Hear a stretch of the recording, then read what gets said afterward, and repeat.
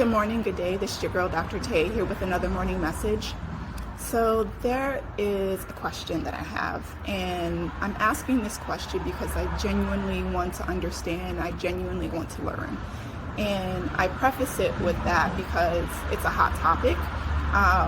It's something that's really trending right now, and I'm the type of person who tries to operate from a place of empathy. And I think in order for me to do that, I have to ask some tough questions and really try to get a sense for,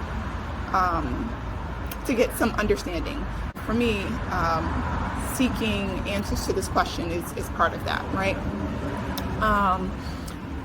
So I preface it with that. I also preface that I have always been the type of person to go against the grain, like particularly with my peer group. So whether it be Black women or people my age, like I've always kind of been an outsider because I have a different perspective, a different approach to things, for the most part, not with everything, but there are certainly some things where I feel like I'm the anomaly.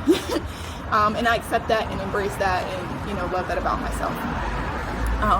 So with that said, I've been noticing in different videos when particularly men ask the question of women, what do you bring to the table?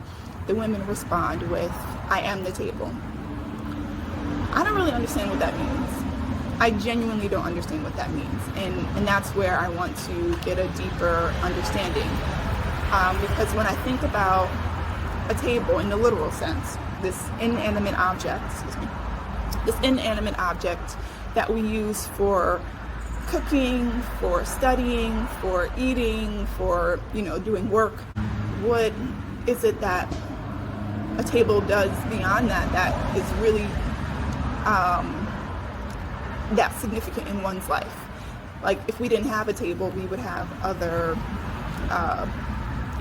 pieces of furniture that we could use to fulfill that need. We can have a counter, we can have the floor, we can there are just so many different ways to go around that if one doesn't have a table. And so in the literal sense, like I'm just kind of like, I don't know, I don't get it.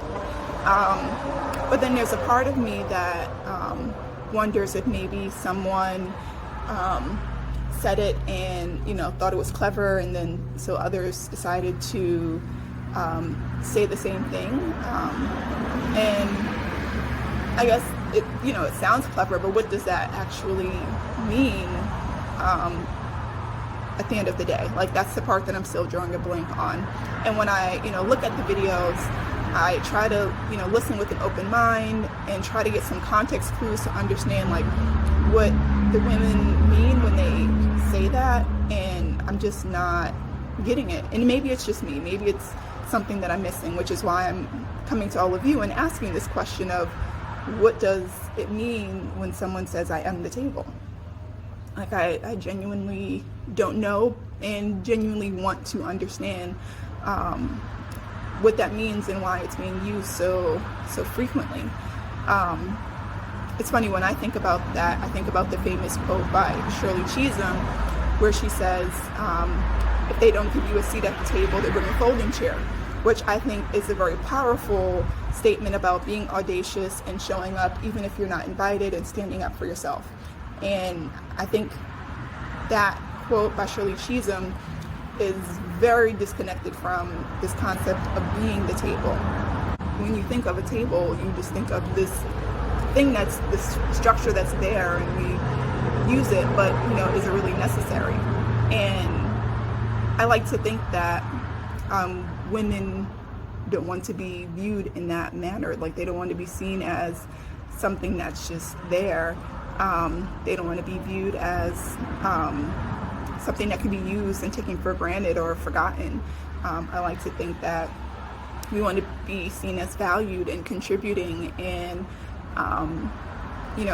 providing a balance to those that we're interacting with.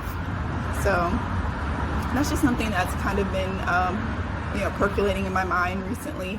So again, I opened it up to get some clarity, get some understanding of what that term means. So thank you so much for listening, and I hope that you have a great day.